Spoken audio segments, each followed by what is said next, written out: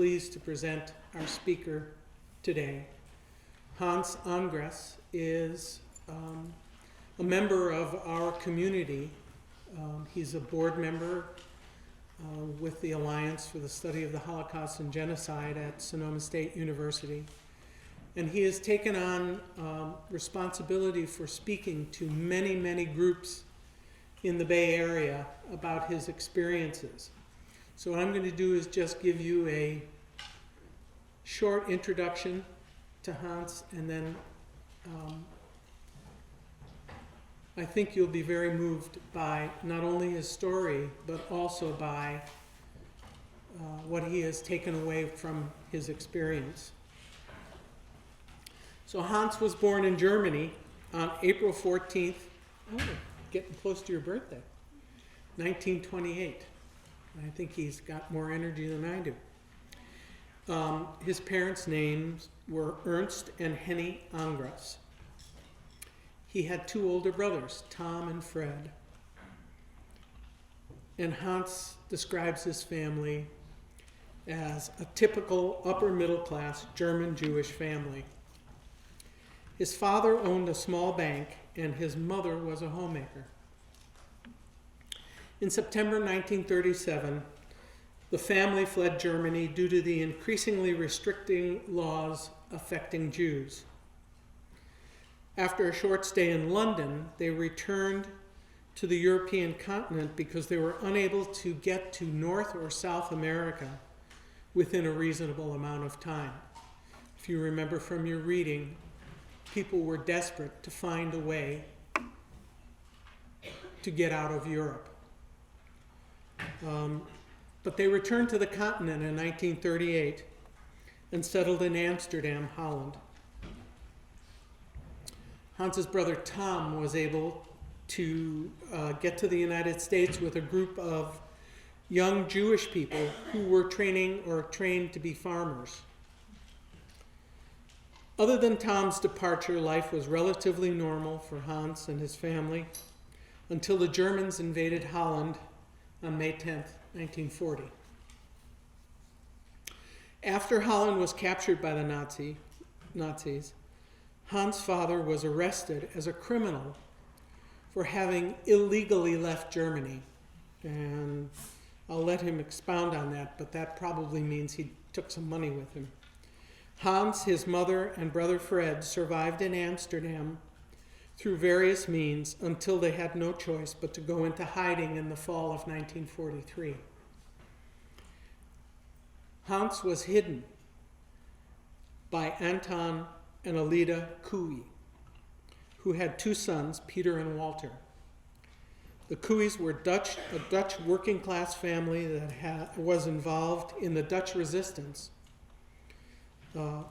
which was a secret organization which fought the Nazis and saved countless number of Jews' lives. In 1989, the Cooey family was honored by the Holocaust Memorial Yad Vashem in Israel for their heroism and awarded the Medal of the Righteous Among Nations. And Barbara Boxer was even here to present a congressional recognition certificate to the Cooeys for their bravery. So Hans has a very interesting story, very different from some of the stories that we've heard, and it's my pleasure to present him to you. Thank you for your kind introduction. The reason why I like to share my experiences growing up during the Nazi period in Germany and in Holland is in the hope to once more point out what human beings are capable to do to each other, and to point out how thin the veneer of civilization really is. Another reason is that I promised my brother Tom on his deathbed last summer that I would continue to work towards the goal of a more peaceful world. That evening he was trying to say something to my wife Inola, and she called me in and we both tried to listen. He mumbled something like, "Damn, Nobody listens to me, and I want to get this off my chest before I no longer am able to find the words. We assured him that we were listening. What we understood was that he was concerned about a group of people somewhere that was working on a plan to make sure that within 1,000 years, mankind will have learned to live together in peace. We had no idea who that group was, but assured him that we would do everything possible to assist towards that goal. Maybe you students are that group. Who knows? Tom died 5 days later, just after the last of his 4 kids had arrived. This said, I will share with you what it felt like growing up Jewish under Nazi rule, being considered surplus human beings, to be eliminated, and how my mother, my brother Fred, and I managed to survive. I will focus on my own experience and that of my oldest brother Tom, who was 8 years older than I, and who had experienced Germany for 13 years before Hitler. My first experience, I usually have these slides that point out to high school kids that this guy didn't bother me as much as the adoring crowds, how easy it was here for him to rope all the young people into his ideology. This was my first day at school in 1934, and you can see a timeline here. This is 1933 to 1945 was in Nazi Germany. And I started school in 1934, and I was enrolled in a regular German public school. There were 52 kids in my class, and I was the only Jewish kid. And it was 1 year after Hitler had come to power, and already the kids, they were not nasty to me. Nobody ever called me dirty Jew or spit in my face or anything of that. They just simply didn't want anything to do with me. And keep in mind that most likely not even half of the parents of these Jews were Nazis. But you didn't want to be considered Jew lover either. So they probably told their kids, leave that Angress kid alone, as they did. And also in the mornings, when we had an assembly around the flagpole, they hoisted first the German flag and then the fascist flag with a swastika in it. And everybody was sitting and standing in attention and doing the Hitler salute and singing the songs. And I, because I was Jewish, had to stand with my hands by my side. And believe me, I didn't want to salute, but I certainly stood out like a sore thumb.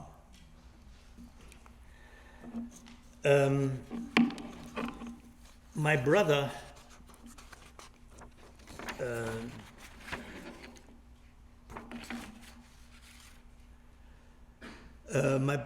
Tom, in the meantime, was already in high school. And his experience, he was certainly made to feel that he was different. And some of his fellow students were convinced Nazis, and others tried to protect my brother.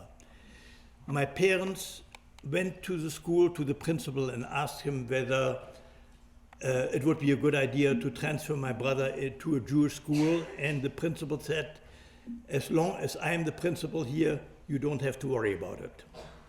So my brother stayed in that school till 1936.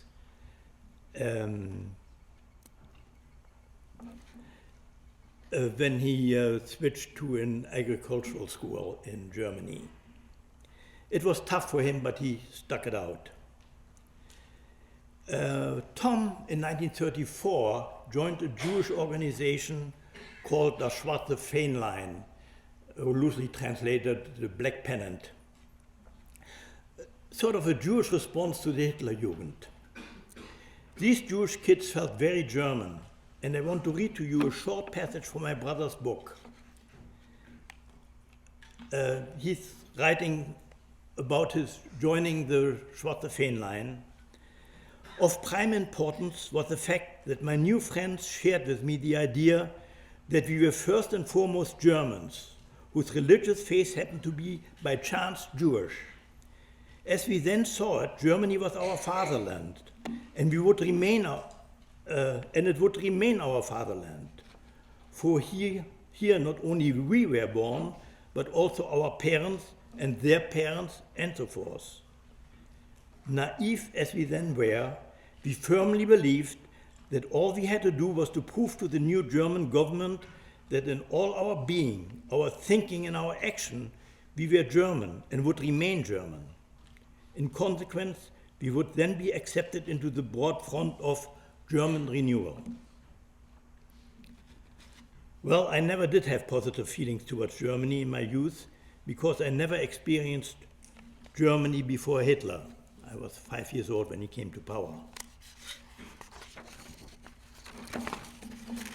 In 1936, my brother entered an agricultural training center called Großbresen for Jewish non-Zionist kids because it was deemed correctly that there was no future for Jews in Germany and that with an agricultural training one could find work anywhere on earth. Most of the young people of Großbresen did survive and then ended up all over the world, in the US, Canada, Brazil, Israel, Kenya, South Africa, Australia, and others. They were a tight bunch and stayed in contact with each other to this day for those that are still living. In the meantime, my parents decided that I needed to transfer to a Jewish school, and I transferred to the Joseph Lehmann Schule. And in 1936, there were the Berlin Olympics, and the Jewish schools decided to have their own mini-Olympics.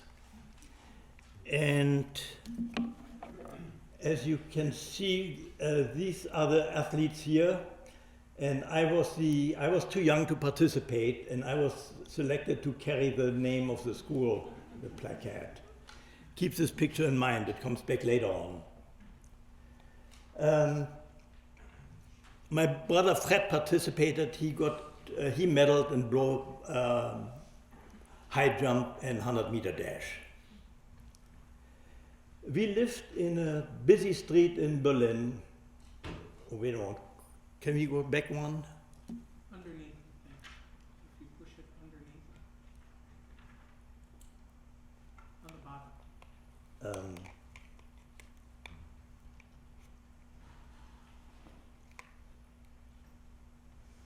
Can you take it back, Craig? Two slides. There you go. Sorry about that. We lived in a busy street in Berlin, and this was our apartment here. And on Sunday morning, my brother and Fred and I sat on the desk of my father, which was right in front of this window, and watched what was going on in the street down below. And besides the traffic, the brown shirts, the Nazi brown shirts, came marching down the street and sang songs like, "When the Jewish blood squirts off the knife, things go twice as well." And as you can imagine, I didn't particularly care for that ditty, and asked my parents, what's going on here? Why do they want my blood squirting off the knife? And my parents told me, well, don't worry about it, that's their problem, not yours. And unfortunately, it turned out to be my problem.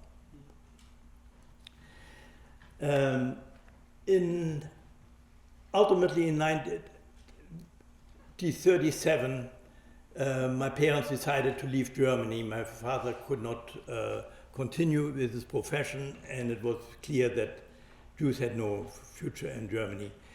But he decided to take his hard-earned money along, which was against German law. You had to pay a tax, which when you all added up amounted to about 75% of your savings. And he had a family of 5 to take care of and start a new business somewhere in the world. So he paid a young lady who had a suitcase with a double bottom to carry the money for him to Holland, and she probably got about 10% for her efforts. We split up. My mother, my brother, and I took the train from Berlin through Holland and ended up in London on the. We took the boat from Holland here to I think it's Norwich. And my father and my oldest brother were going to go by plane to Amsterdam, and they canceled the flight. In the meantime, the Nazis had been made aware that we were fleeing, and so they started looking for us. But neither my father nor my brother knew about that, but they were still in Germany, and my brother went by train to Amsterdam, and when he came to the border patrol said, Angress, where are your parents? And he said, they're in Berlin. And the officers talked to each other and then said, well, we are looking for a family of 5, and let them go. My father, in the meantime, took the train to Czechoslovakia. There was a train stop at the border. He went out of the train, crossed the border by foot, and ended up safely in Czechoslovakia. And ultimately, we all came together in London. We tried to get to the United States or to South America. We could have gotten to Brazil, but one had to, in those days, convert to Catholicism. They wouldn't allow any Jews. My father absolutely refused. My mother's point of view was 3 drops of water, what do you care? And he paid dearly for that. Also, we had an opportunity to get to Uruguay, and we almost had the visa, and then the consul changed and wanted to be bribed, and my father refused to bribe him. So ultimately, we ended up back in Holland and Amsterdam, where my parents started a new business, and a lingerie store which did very well. A year later, we opened another store in The Hague. And I had 2 wonderful years in Holland, my only normal childhood years, really. This is our class outing in Holland to the Amsterdam Zoo at the 5th grade. This is me with my then girlfriend Hedda. And the fella from Mercy High who put the slide together for me decided to have some fun with it and blow it up. And this is us in 1993 when Inola and I visited Holland. And we are still in touch with each other. Whenever she comes over here, we look her, she visits us up, and whenever we are in Amsterdam, we visit her.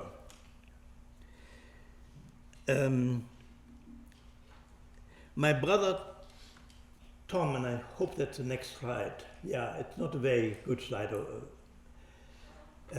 He managed to get to the United States because he was on an agricultural visa and joined the army, was trained at Camp Ritchie. He was one of the Ritchie boys as an interrogator of prisoners of war. Of course, he knew fluent German. And a few days before D-Day, the 82nd Airborne Division asked for volunteer interrogators. They didn't have enough, and he volunteered. And so his first jump was on D-Day. He never had any practice jumps, and was dropped way behind the lines. Captured by the Nazis, by the German army. Fortunately, they brought him to Cherbourg, and he was liberated a few days later. He later on took part in the Battle of the Bulge and jumped once more in Nijmegen in Holland. And so that's what he was all about. In the meantime, my father, and here's another picture of this is Tom again, Fred, me and Fred. Was arrested in 1941 because he took his money along. He got a sentence of 1 year, And as long as he was in prison, he was fine. But when he was done with prisons, he was sent to several concentration camps, ultimately ended up in Auschwitz, where he died 9 days after he arrived. And I keep on finding out more details. The first thing I heard actually was in 1997 through the Red Cross, when I got a date that he died. And he was obviously not herded into the gas chamber as he arrived in Auschwitz, because there are no records of those people. Actually, there was a death certificate from a doctor called Bruno Kitt, who was sentenced and hanged in 1946. He was through the Nuremberg trials. I'm not in favor of the death penalty, but somehow I got some sense of satisfaction out of it.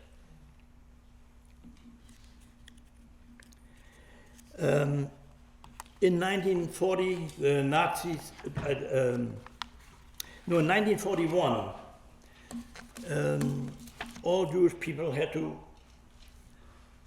start wearing this gem, which some people tried me to, I should be proud of it. I saw it more as a target and hated it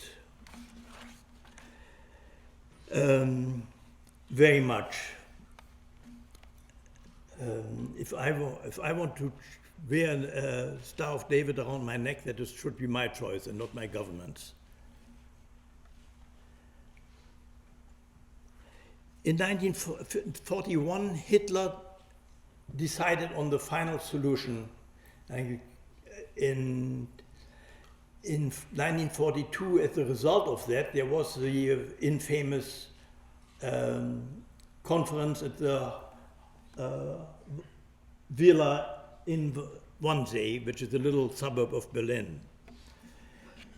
There are 15 guys whose job it was. You have to sort of consider these guys as the equivalent of Clark Pest Control.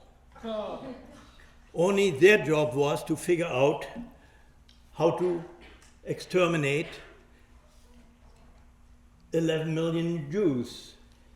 This was what they planned to do. They knew exactly how many Jews there were in what country, including England and Spain and Portugal. And this is what they finally succeeded in accomplishing, 6 million of them. They did their job with typical Prussian efficiency.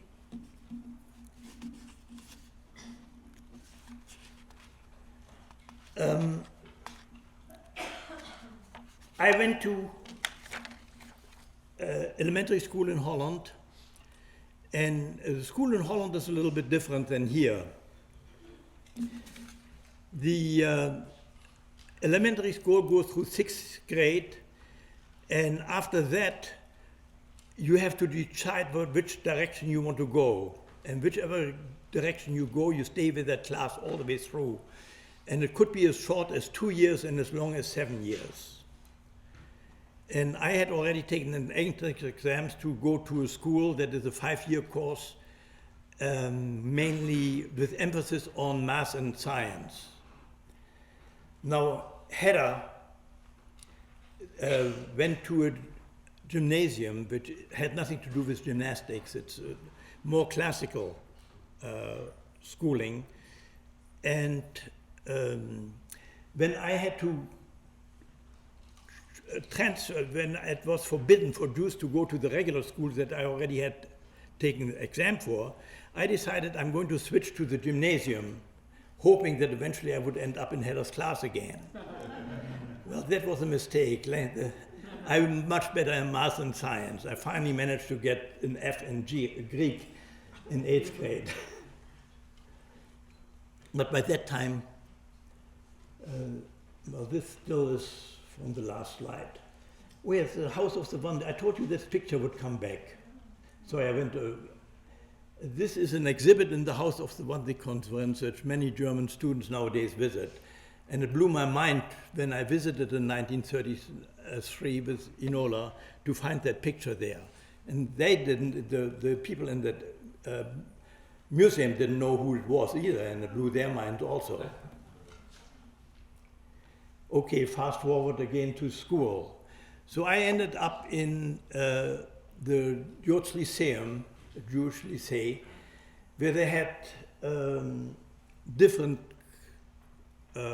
tracks. And I had switched to the gymnasium track, and this was my class, and this was a class that Anne Frank enrolled. So we were schoolmates. We were not classmates, but we were schoolmates. And for about half a year, I cannot really say that I knew the young lady very much. We played volleyball together, and if I remember correctly, she was not the best volleyball player on earth, but then she was a brainiac.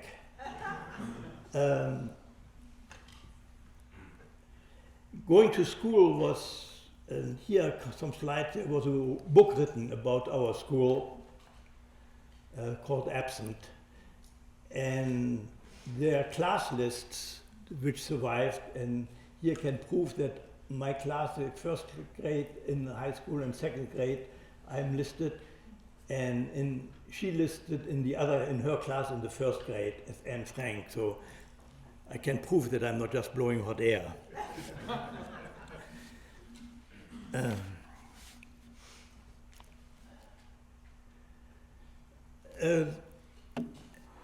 In early 1942, the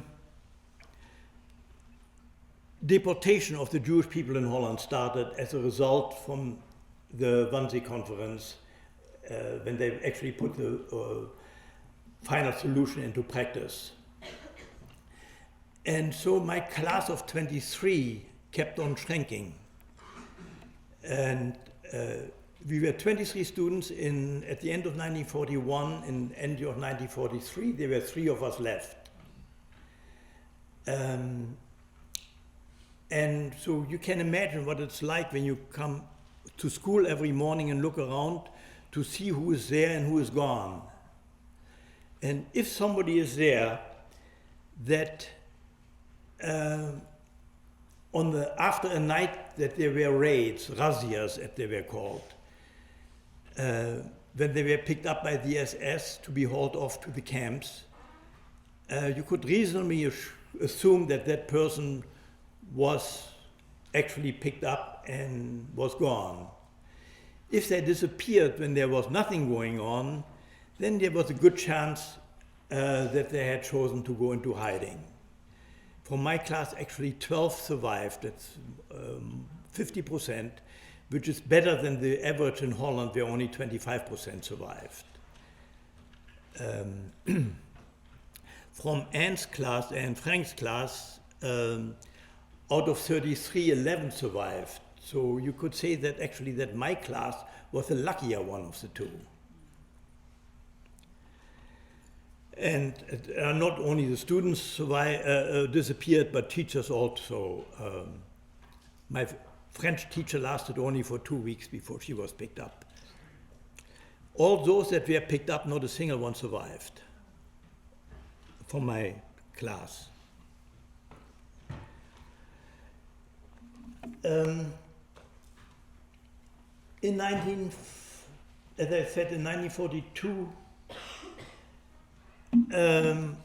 my brother and 2,000 other Jewish kids in Amsterdam, mostly in the ages of between 18 and 25, got a call to order to report for work for Germany.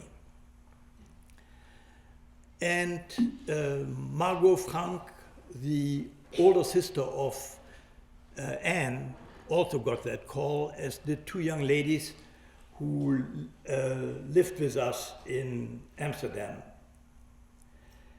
That's when the Frank family went into hiding. My mother managed to land a job for my brother with the Jewish Council, which was an agency that was mandated by the Nazi, and all their edicts were handed down to the Jewish Council and then down to the rest of the Jewish population. And they were also performed other services for the Nazis. as a result of becoming part of the Jewish Council, my mother, like I said, managed to get a job land a job for my brother, and that got us this coveted stamp in our ID. And you see that each ID had to have, for a Jewish person, had to have a J, so that it was immediately, that it could immediately be identified. And this stamp tells you that until further notice you are exempt from work in Germany. So we bought ourselves some time. Not only he got the stamp, but my mother and me too. The two young women who lived with us decided, oh, it won't be so bad. They would report as required, as requested. And they packed tennis rackets and sunglasses so that they could have recreational activity after work. My mother just shook her head and basically told them that they were nuts. And but they were not to be deterred. This is where they ended up, in the concentration camp Mauthausen, and where they were made to do heavy work, and when they couldn't do it anymore, fell down, they were put out of their misery with a bullet in their neck. One of the young ladies was already at her age of about 20, a very proficient pianist. She practiced 6 hours a day often, and I get still chills running off my spine when I hear the pieces from Chopin and Beethoven and Liszt that she practiced for hours on end. A few months later, these death notices appeared for every one of the young Jewish people who responded to that call. Not one survived, and that should have been a wake-up call, but few heeded it. And you know, here it says that the person died of a heart attack.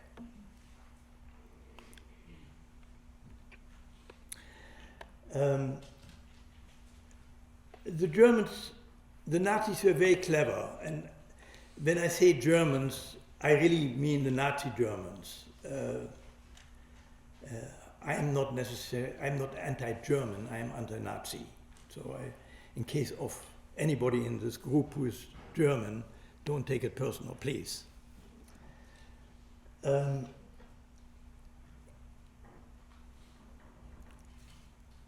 The job of my brother at the Jewish Council was to go along with the SS at night to round up his fellow Jews. Initially, they brought him to the train on those evenings that they made the raids, and he never knew whether the Nazis could have told him, the SS people, go on the train with him, and that would have been the end of him. But that didn't happen. He always made it home. Later on, it was too cumbersome to run all those trains. They converted a theater in Amsterdam and into a holding facility. They took the seats out and picked up Jewish people during the week, and once a week they shipped them off to the camp. And again, it was the Jewish Council that was running that Jewish theater under the, of course, command of a few SS people.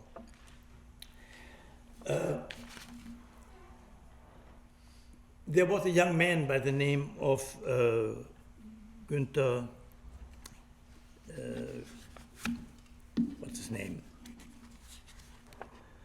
Walter Süßmann.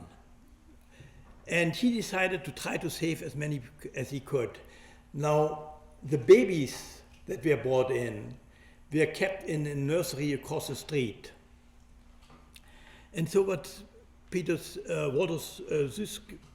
Süßkind decided he went to mothers who had babies across the street and asked them, are you willing to give up your daughter to some non-Jewish people who will basically safekeep it for you while you go on your trip wherever you're going? And those parents that agreed to that, it were mainly Dutch students that did this kind of work. So they found homes for these kids if the parents agreed. And on the days that they were to be transported, they brought the kids back to their mothers to be put on the train to the camps. And those babies that were not there, they made packages out of it. And it looked like a baby, but it was just a bundle of nothing.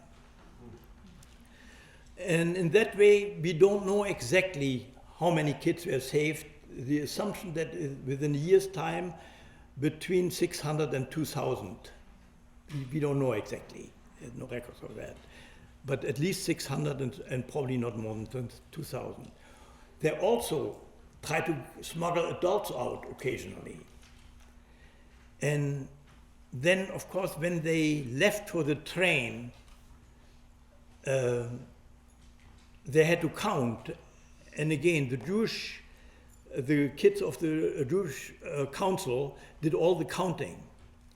And so when they left for the train, and let's say there were 10, they managed to smuggle 10 people out of the theater. The guy counted 68, 69, 80, 81, 82, and they did that very fast and they were never caught.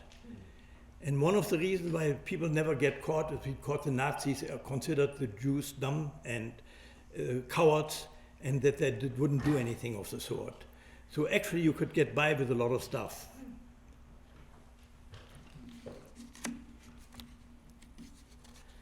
So in a way, on the one hand, my brother went along to pick up his fellow Jews. On the other hand, I think he helped save a lot of lives. Hopefully that balances out. I leave that up to you guys to judge. I'll share with you now. You need to go back? Yeah. How many? Could you go back? 3? Yeah. Thank you. No, okay. I want to show you now a couple of narrow escapes. This is where, can you go back one more? No, okay. Back one more. This is where we left. And one day there was a razzia of the Clio Street. My brother was already working for the Jewish Council, and they sealed off the street. It was in a short street with 2 other streets dead ending on it. So there were 4 entrances to the street. The SS blocked it off, and I saw them come closer and closer. My mother was home, I was home, and a friend of my mother was home. And I was standing behind the curtains here, and then finally the SS man rang the doorbell, and I stood behind the window there. I could see him, he couldn't see me. There were heavier drapes than there are now. And it was like staring death into its face. My mother had told me and my brother a long time ago, if the Nazis ever get a hold of you, run. The worst that can happen to you is that they shoot you, and believe me, that is better than what you're going to find at the end of the train ride they want to put you on. And so when that SS man rang the door bell, I remembered those words. And I grabbed my mother, and I didn't know whether she would follow me. But fortunately she did. She left a friend behind because he was heavy set and he wouldn't be able to run. And we went out to the back porch across this, and fortunately we knew the people that lived across. Fortunately their back door was open, and we slipped into that back door, and not 30 seconds later the SS man that had rang the door had gone through our neighbors and entered our apartment through the back door. 30 seconds later, I wouldn't be here. Another narrow escape was my brother was aware that there would be a huge raid one day, and we decided to take shelter in the office that he worked of the Jewish Council. It was actually an apartment, but it was converted into an office. And we thought that the Nazis would leave it alone, but they didn't. They came to the office, and as soon as they came there, it was obvious that I was way too young to work there.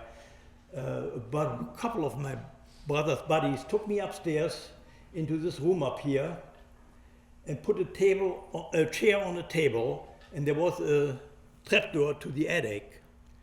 And I pushed the trapdoor open, disappeared in the attic, closed the door, and they took the chair and the table away so that it was not obvious. And so I was up there balancing on the joists and got the scare of my life when the trapdoor opened, but fortunately only another kid came up. In the meantime, I was of course sweating it. I knew that the Nazis were down there, that my brother and my mother was out there, and I had no idea what was happening. There was a good chance that they would have hauled everybody away, and I was starting to wonder, what am I going to do? Am I going to try to join them? And I knew if I did that my mother would be furious. And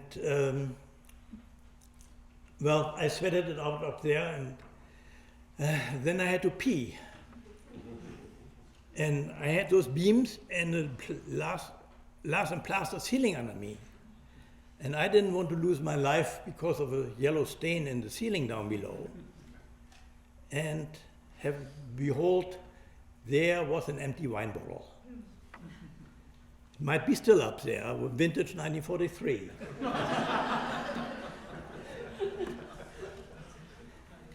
In the meantime, down below, what the Nazis did is put everybody in the building in one room, a large room, and then they had the list of the people that were working there, and they called the names. Now, my brother managed to slip out of the room, and he had a band identifying him as being of the Jewish Council. He slipped out of the room, and when the name Angress was called, my mother slipped across instead of he. So you had to be fast-witted. Fortunately, nobody said she didn't work here. And that's how we survived that one.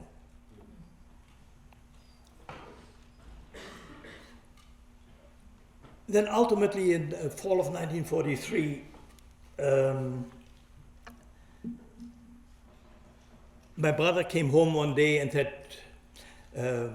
early in the year, all the Jewish people in Amsterdam had to move into what amounted to a ghetto. The few that were left were all herded together in a small area of the city, rather dilapidated. I urged my mother to go into hiding at that time, and she wasn't quite ready for it, so we did make the move. But 2 months later, the gig was up. My brother came home. Tonight is the last night. Tonight they're going to pick us up, and fortunately my mother had made preparations for that. She ordered a taxi. How she managed to do that is beyond me still, because there were hardly any taxis around. There was no gasoline around. I took off this gem, and we were chauffeured to an address quite near where I used to live, of a German lady who ran a workshop, and she locked us up into a room full of sewing machines, where in daytime people sewed gloves and caps out of fur for the soldiers on the Russian front. It was after hours, so there was nobody there. We were given a potty and a bottle of water, and we were told we had to be absolutely quiet because her boyfriend, who was a Nazi, would come and visit her that night.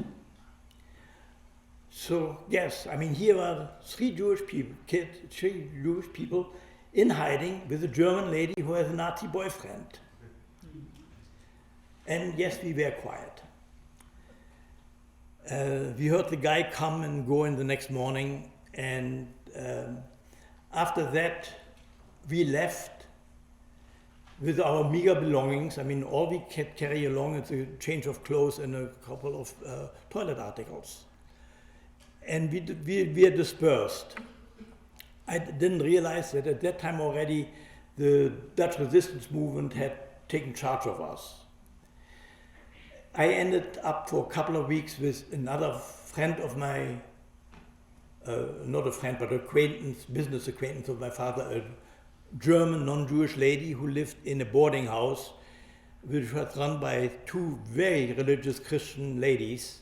And I felt quite safe there, but I had, it was a studio apartment, and by that time I was 15 years old. So it was not a situation where I could stay any length of time, but they told me they were looking for a permanent address for me. I did not see my brother and my mother again until after the war had ended. After 2 weeks, they told me they had found a home for me, and that's when Mr. Kui came and well, here's a slide where I spent my time in hiding. This was the apartment, and this is the entrance, where I spent a year and a half. And as you can see, there are 8 families living here. They were told that I was an orphan from Rotterdam, and I doubt whether any of them believed that. Of course, my ID actually did show that. Ali and Tom, this is Tom Kui at the time. He was a member of the several Dutch resistance groups. And this is the 2 of them later on in Danville. After the war, I helped them get to the United States, where they did very well.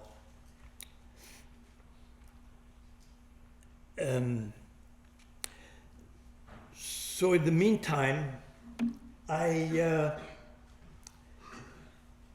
spent most of my time at home. I got a false ID. The judge, they were really artists. They removed the J out of my ID. They changed my birthplace from Berlin to Rotterdam. My name became Andreas. I only had to change 2 letters. And because it was, they also managed to get me a master coupon because you needed coupons to buy all your food. Everything was rationed, and if you had to buy it on the black market, it cost you 10 times as much as with coupons. For instance, a pound of butter cost about $60 at the time, just to give you an idea. So in order to go into hiding, I mean, there are 5 things that were necessary to go into hiding. A, you had to know what's going on. B, you had to be willing, especially since the Jewish council people told you you are much better off if you do what you are told, because otherwise if they catch you, you are going to be punished. Well, you were going to end up either way. Of course, the Nazis didn't advertise that. But after the first bunch, every single one was killed. It was obvious what was going to happen. And then you had to have the means. And you had to have people who were willing to risk their life to save yours. And finally, you had to have some luck. I mean, the big difference between Anne Frank and myself is that her luck ran out and mine held.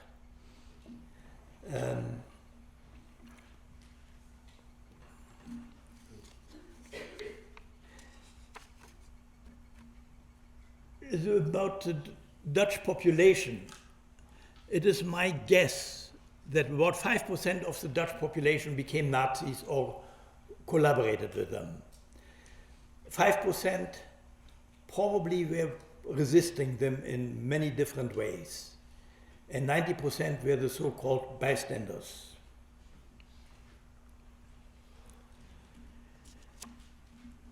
The Coy family was a blue-collar worker family.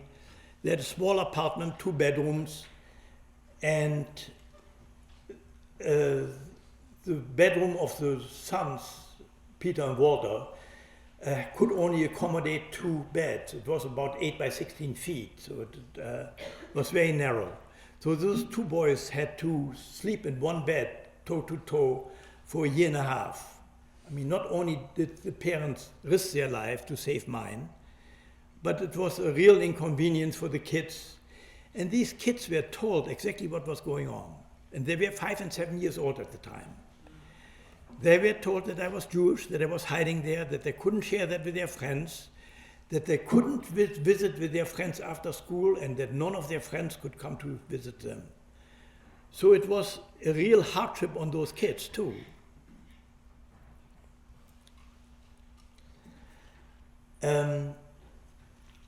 The time in hiding for me was actually a high, because the Cui family was, especially Tom Cui, was heavily involved in resistance activity, and the resistance had many different ways of doing it. They helped people in hiding, and remember, when not only the Jews went into hiding, but many Dutch young people also, because if you were out of work in Holland and you were young and healthy, they shipped you off to Germany as forced labor. All the German men were soldiers, and they needed workers.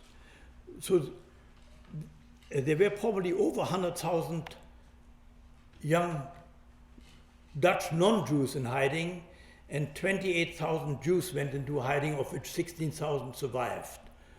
Of course, that was a much better percentage than of the 100,000 that went to the camps, out of which only 5,000 survived.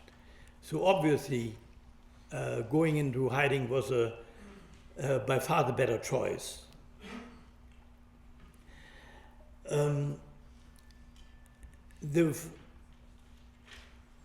of the things that the Ton Cui did is they had to provide coupons, food coupons, for people in hiding in order to make it halfway be able to pay for food for these people, because what you could get on your coupons was barely enough to keep one person alive.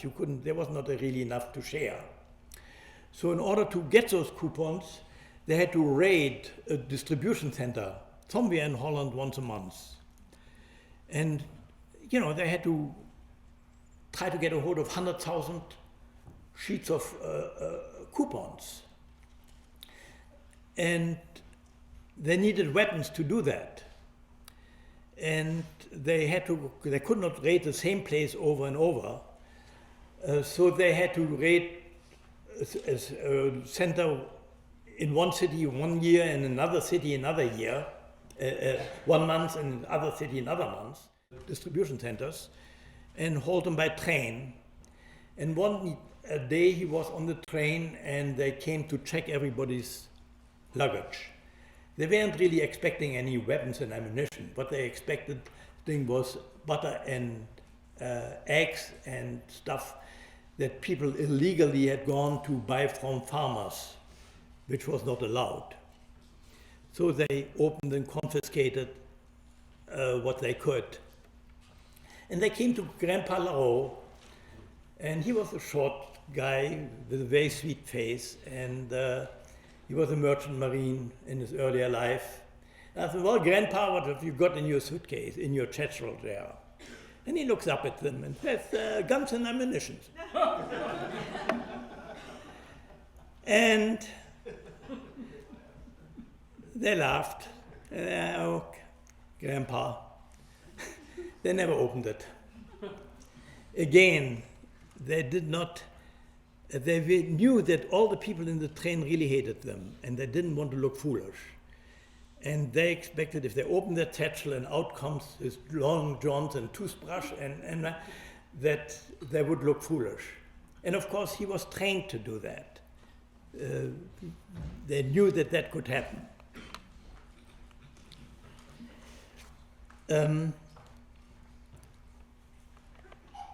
The Cuis provided a hiding place for me. They cut a piece of, between two joists, they made a little trapdoor and put a smooth board underneath there because it was directly on the ceiling down below, on the Plaza Laster. And one day they wanted to see how long I could last in there. And so, and how fast I could get in there. So we made a trial run. Somebody rang the bell and I went down in there. And so I was down there 10, 15, 20 minutes and didn't have any trouble, really. I had plenty of air. But I found a bolt that I could twist. And I didn't know what it was. And the next morning, the lady from downstairs came up and said, "Guess what, Mrs. Cooey, last night I was sitting in my living room and here was that hanging plant and all of a sudden it started twirling." And the message was basically, you better be careful with what you're doing.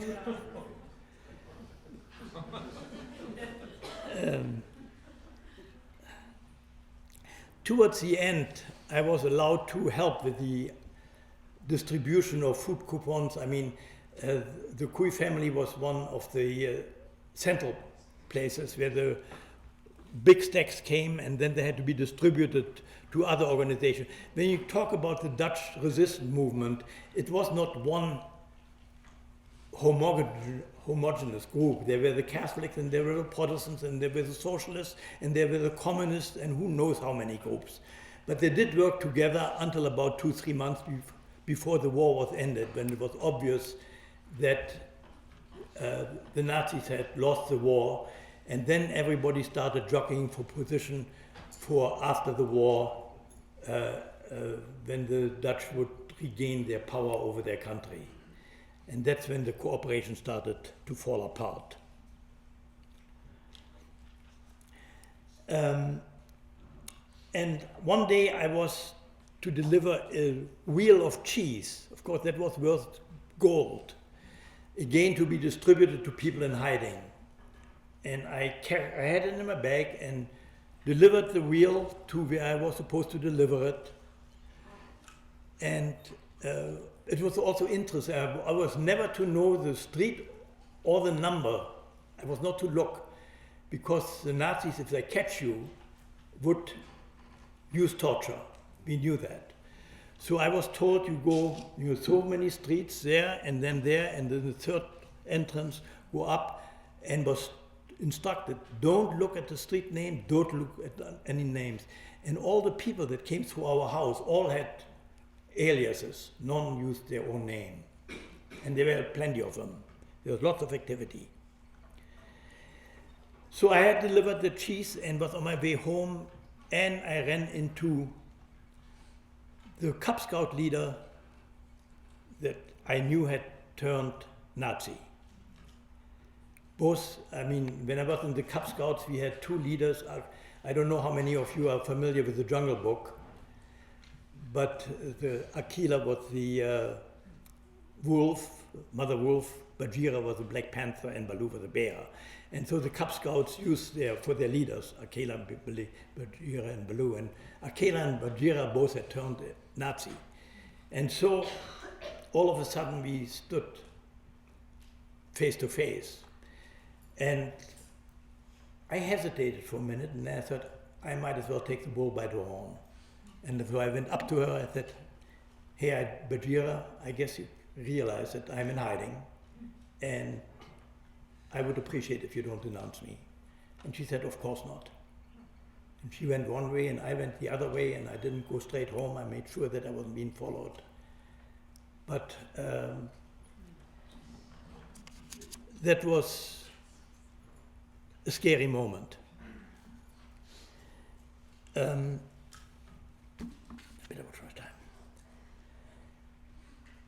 One of my jobs was to listen to the British broadcast, which was strictly forbidden. You were only allowed to, you were not even allowed to have a radio that could receive radio waves. Only radios you were allowed were the radios that were cabled into your house. And of course we had a radio, and I had the time, so I listened to the Dutch broadcast of the British BBC, which was called Radio Oranje, and I still can hear it. Dat is Radio Oranje, de stem van Vrij Nederland. It was music to my ears. And of course, on D-Day, I was on that radio the entire day and just hoped and prayed that they would succeed. It was one of the most exciting days of my hiding period.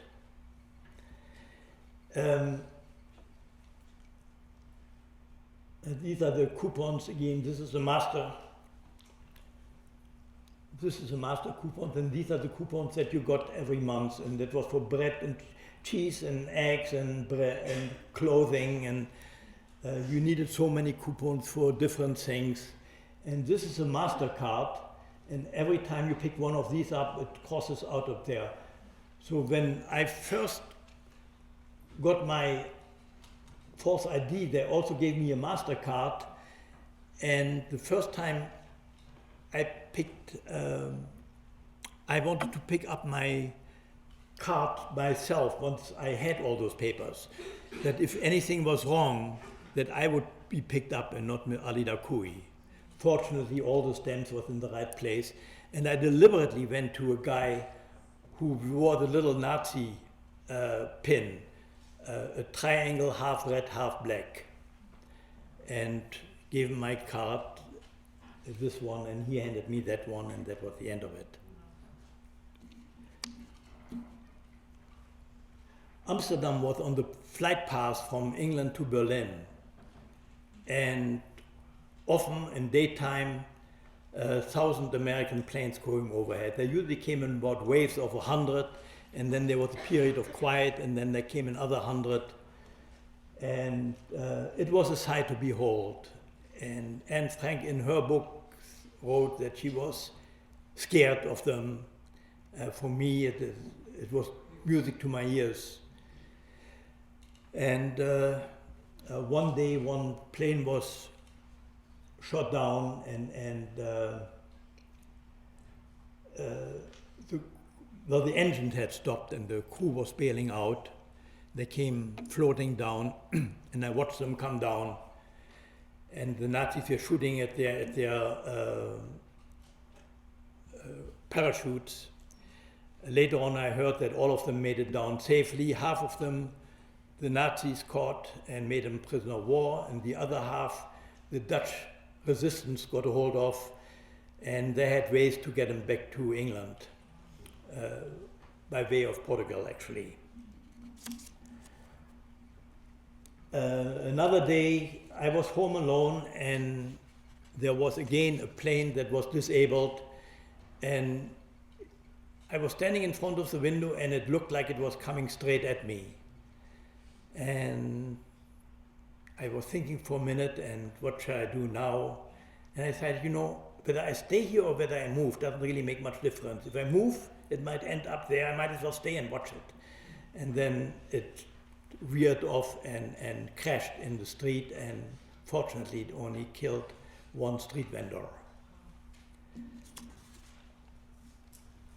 My mother, in the meantime, I only found that out later, she was hiding in, this was a boarding house where we first stayed when we came to Holland.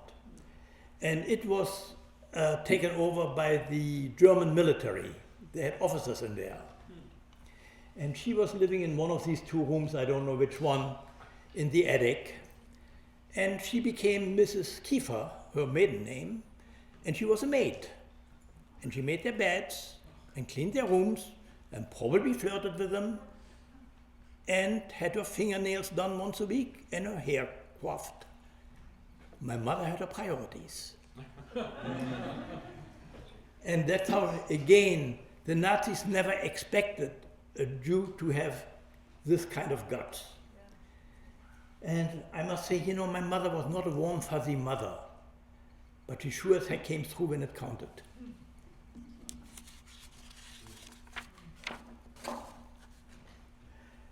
In Amsterdam, the war suddenly ended. We never got liberated. the Allied didn't make it over the, I don't know how many of you are familiar with the bridge too far at Arnhem. When the 101st Airborne Division jumped on top of two German Panzer tank divisions, and well, that didn't end up so well. And then the Allied decided to forget about the northern part of Holland and went for Berlin instead. So for me, the end of the war, it just petered out. And a couple of days after the war had stopped, the Germans were still there, the Nazis were still there, but they didn't do anything. And I was told that the Canadians would arrive, and they would take over temporarily until the Dutch could get their act together and to rule their country again. And I wanted to see those guys come in, to have some kind of closure. And I was told where they were going to end up, where they were going to come, and there were thousands of people there. And finally I saw something coming down the road, and the first thing that I saw was a black dude on a Harley Davidson with the biggest smile on his face that you can imagine. And to this day, my symbol of freedom is this grin on this black dude's face. A few days later, my brother arrived. His commanding general, Slim Jim as he was called, James Gavin, had given him permission to look for his family. He and another guy who also had family in Holland gave him a jeep and gave him unlimited furlough. So he showed up on Mother's Day, and that reunited the four of us.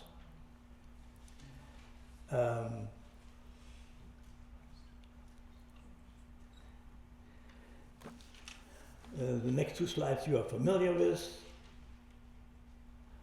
Well, since... They bear repeating. Pardon?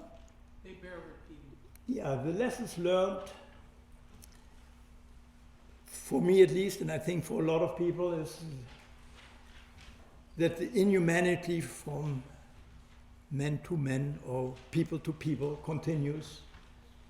And I came to the conclusion that evil people in power can make perfectly decent people commit horrendous acts. Because not all the people that carried out, I mean, many of them just figured they were doing their duty. And the next thing is really, that intelligent evil people are far more dangerous than dumb evil people. Dumb people are merely obnoxious. Intelligent, the evil people are deadly. And when targeted for persecution, be realistic and protect yourself, which way too few people did. I don't know that not all Jewish people could have gone into hiding, but a lot of more could have. And few people are heroes risking their lives to save others. And ask yourself, what would you have done? If I would have approached you, one did not know what exactly the Nazis were going to do with you when they tripped you off. But what one did know is if they catch you, in Holland, they probably would put the father into jail. In Poland, he would have shot the whole family. Everybody there would have been shot on sight. The Nazis behaved quite different in Western Europe than in Eastern Europe. And now that the war was over, I found myself on my own at age 17. My mother was in no position to support me, and my father did not return. I did not see much of a future for me in Holland. When my oldest brother Tom offered to help my brother Fred and me to get to the United States, we jumped at the opportunity. When I got to the US with $25 in my pocket, I first finished high school in Lenox, Massachusetts. I then took a job on a dairy farm in Connecticut. When I got an offer for a position on a dairy in Marin County, I decided to go west. I became a partner in a dairy operation on Tomales Bay, which is now known as the Strauss Family Farm, and the partnership lasted for 20 years. After we split up for personal reasons, I became a real estate broker, first doing sales and later mainly property management. I've been married twice. I have 6 children from my first marriage, 12 grandkids and 5 great-grandkids as of last month. My second wife, Enola, and I have been married for over 30 years. She helped me raise my 2 youngest. I am often asked why I do not seem angry. The answer is that I was angry at first about what happened to me growing up, but I also was numb. Caring mainly for cows for 20 years allowed me not to have to deal with my anger. Ultimately, with supporting from Enola, I got counseling and realized that anger is a waste of energy and to instead channel my efforts into matters that are productive. Speaking to students like you also has helped me get rid of anger because I hope that by sharing my story, I can urge young people to choose a positive path in life, not a destructive one.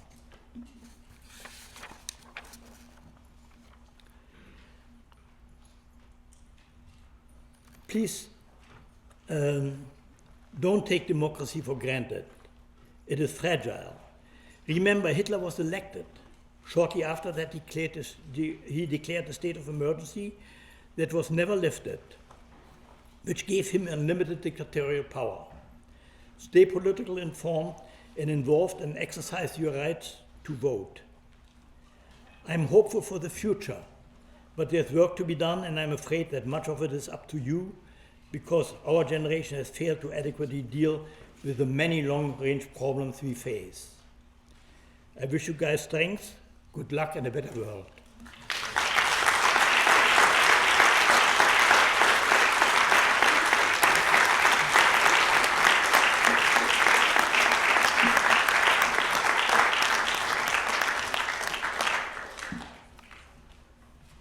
And I took advantage of this.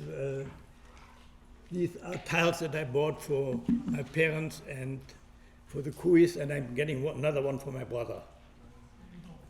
So I'm grateful to Sonoma State for giving me the opportunity to have somewhere a place to remember these good people. Questions? Yes, Cynthia. When did you find out about your father? How old were you when you found out about your father? How old I was when he was taken away? When you found out. When did you find out that he had passed the United States in concentration camp? Well, that was in 1997. I was in my 70s by that time. So for over 60 years, I had no idea what. I mean, I thought that he went to Auschwitz, but I got so many different stories that I really didn't know. And I now have, my brother managed to get a hold of the entire trial of this Dr. Bruno kid, which is fascinating. Also all the defense that he brought up was unbelievable. It's a whole document. It has only been recently that many documents have been available to people. The United States Holocaust Memorial Museum, the staff there, has been insistent on making the International Red Cross give up some of those records, and because of that, many people are now able to track down what happened to their families. Yes? Yeah. You said you found a death certificate that was issued for your dad in Auschwitz to the Red Cross.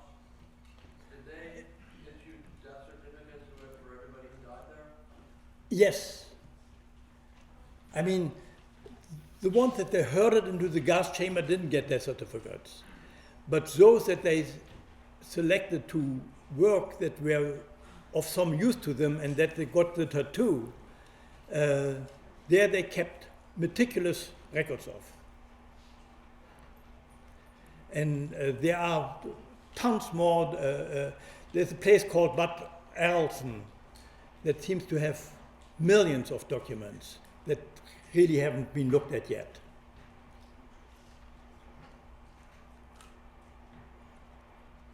Yeah. Yes, Hans, since this was many, many, many years before Facebook and Twitter and things like that, I was curious when you were in hiding in Denmark, Holland, excuse me, how much information did you have about what was happening to Jews throughout Europe and other places?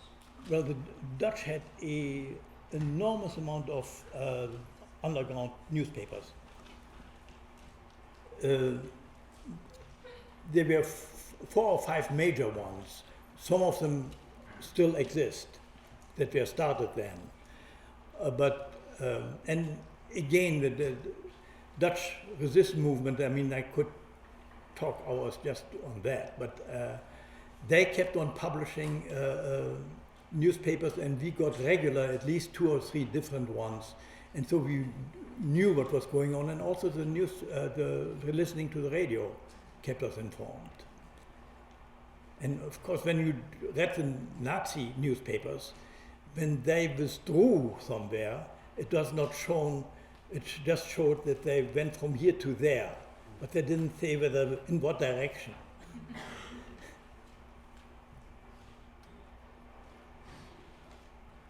Yeah, either one.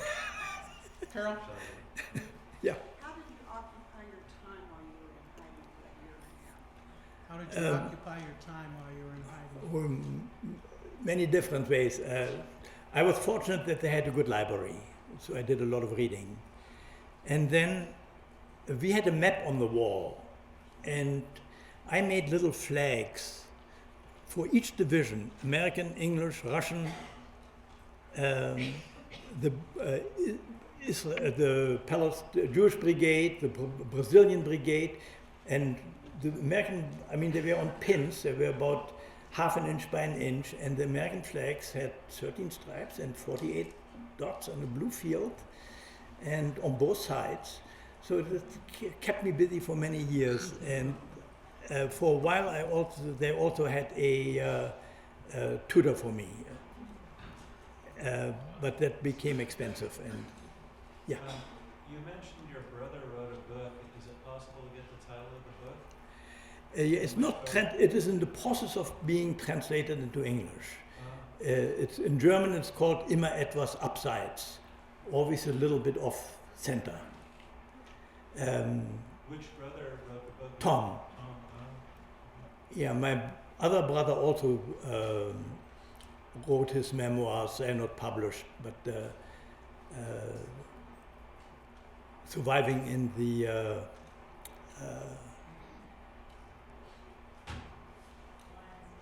survived in the Lion's Den, because he actually operated out of the SS office.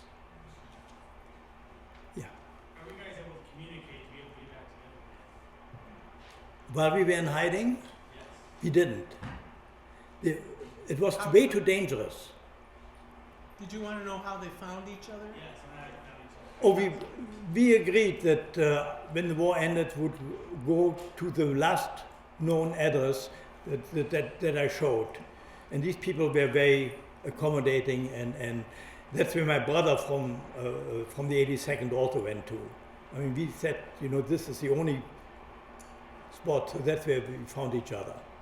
And there were people who know the Dutch resistance movement knew where each one of us was, but they did not want to risk.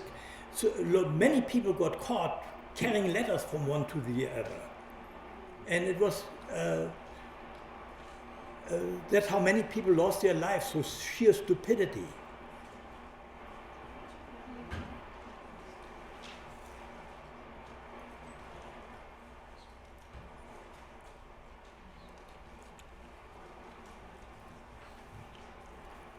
Yeah. So when you came to the United States, you were 17, you said you finished high school.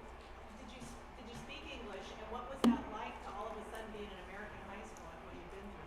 I found out what marshmallows were. No, I knew very rudimentary English. I had English classes once a week since I was 6 years old. So I could manage somewhat. Of course, I faked it a little bit. In Holland, since you stay with your same class all the way through, I had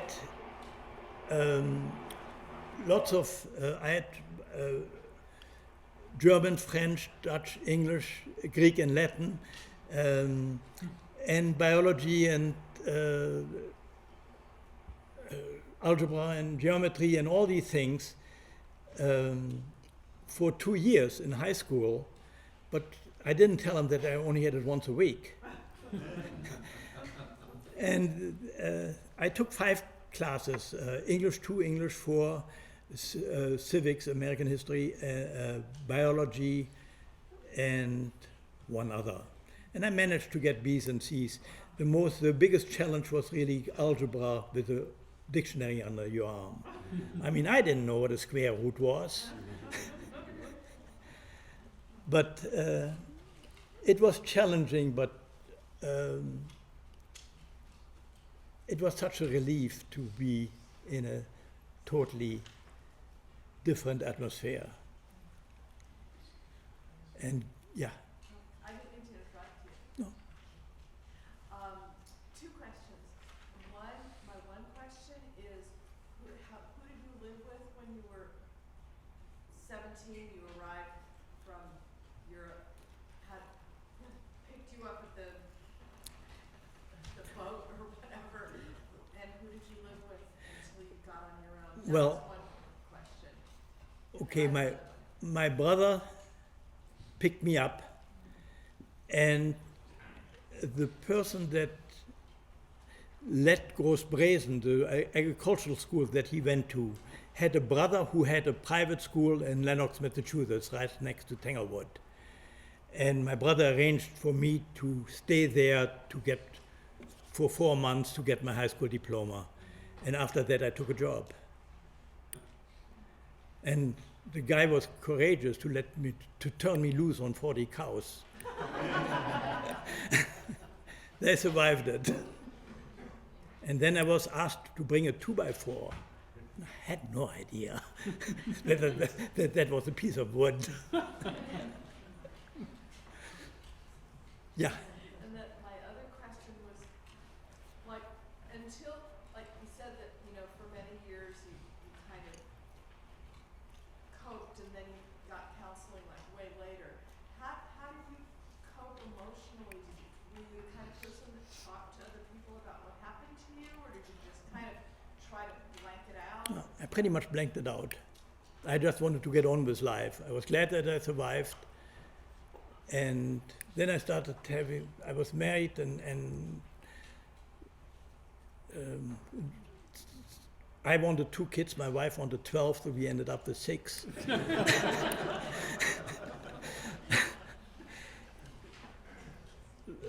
And, farm life, people probably don't realize how it totally embraces you. I mean, it are not the cows that is the big challenge. The big challenge is to keep the whole enterprise going, to keep the fences fixed, to keep the roof from leaking, to upgrade your electricity.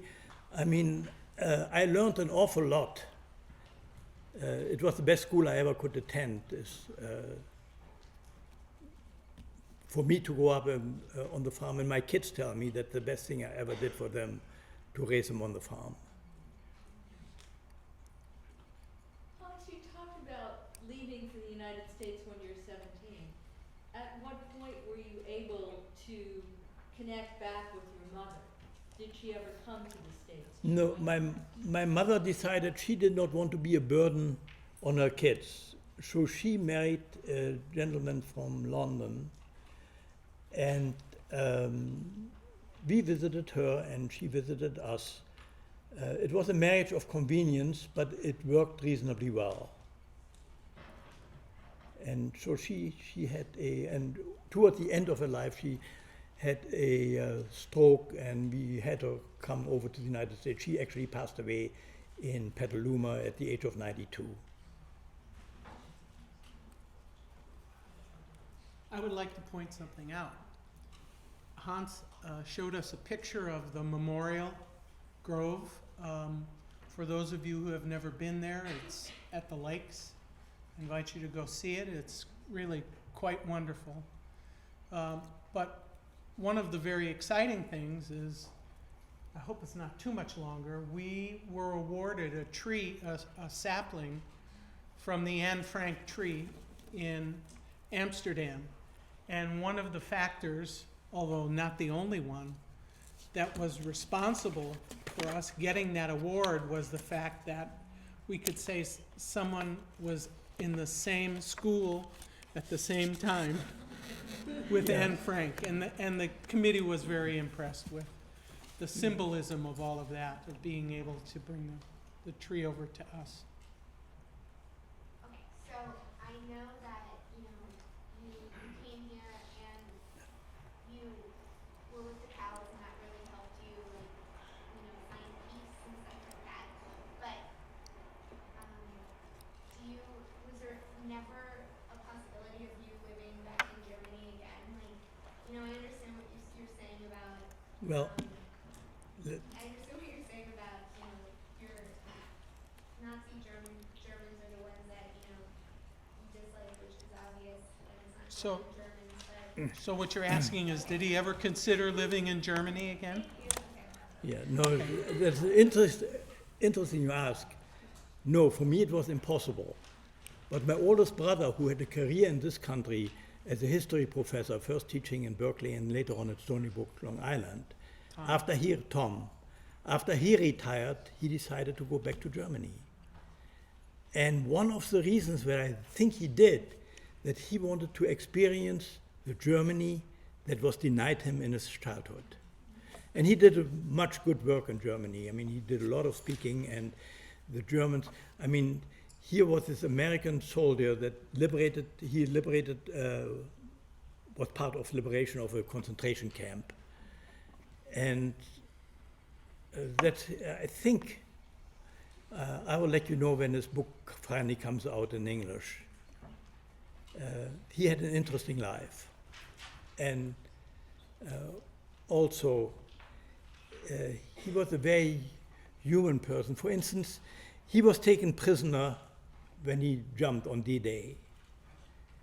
And he never let on. I mean, if they would have found out that he was a German Jew, they would have shot him immediately. He didn't. And the army, his captors, treated him decently. And then later on, when the roles were reversed, his buddies tried to convince him to let his former captors know that he basically managed to deceive them. And he said, no, they treated me decently and I'm going to treat them decently. So that's what the kind of person he is, or was. For him, it was almost logical to go back. For me, I haven't had any positive experiences in Germany. And the first time Enola and I went back, we went into a apartment store, and it was very busy, and all of a sudden I was surrounded by all this German speaking. And during the war, hearing German meant danger, and I just freaked out, and I told Enola I had to get out of here. And last summer, when my brother was failing, we actually had planned a visit to a family reunion in Berlin. He didn't want to travel anymore, and that's when his health ultimately failed. But again, I visited last summer Berlin twice, and now I'm done with Germany. There are other countries that I rather visit. And that doesn't mean, the other day I went to a show, art show in Petaluma, and a man came up to me, he was a German, and basically apologized to me for what his countrymen did. I mean, in a way, I feel sorry for the young German people who will have to live with the guilt of their grandparents. I'd rather be a child of a victim than a child of a perpetrator.